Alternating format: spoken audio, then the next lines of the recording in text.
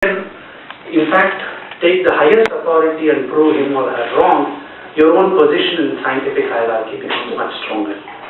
And very often this example is quoted to show its entire opposition of this kind of way of thinking with religious authority, where a critique of authority in religion, of religious figures, is very often seen to be completely opposite to that, which is people who are part of a particular religious tradition will continue to uphold the authority of individual figures within that religious community, whereas being a part of a scientific community, you actually get more value by pulling down the authority figures in science.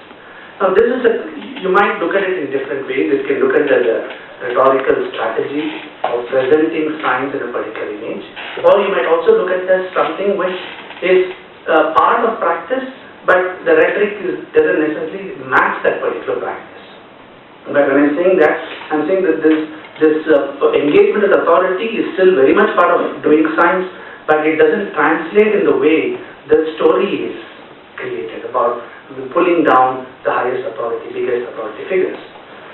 Now, whether this constitutes a questioning of authority or not is something which I'm going to explore in the next few minutes. But when I'm saying this, I also want to suggest to you that the way in which you ask the question about authority in science is displaced, in the sense you might ask the question to Einstein, for example. I'm just invoking him as a figure, to Einstein, and ask the possibility that Einstein will be wrong. But is authority displaced to such an extent that you do not ask the question of authority to other kinds of structures within the practice of science? So, for example, theoretical and conceptual structures which are very much present around you are never become questions which you challenge.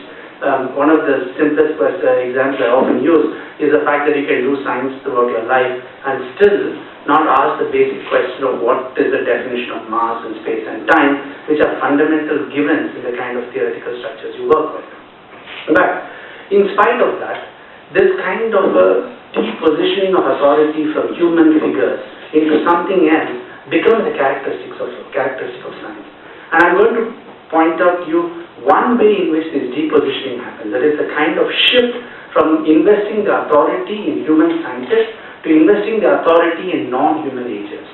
And the most important shift, one which has great consequence to how we understand modern world, comes when, for various reasons, historical reasons, the authority is shifted to nature. So I'm really going to explore just a simple question here. What does it mean for nature to have authority? How do you ground the idea of authority in nature? And what kind of a model can explain to us that you can have an authorless authority or an agentless authority? That's really the project which I'm trying to set up for you here.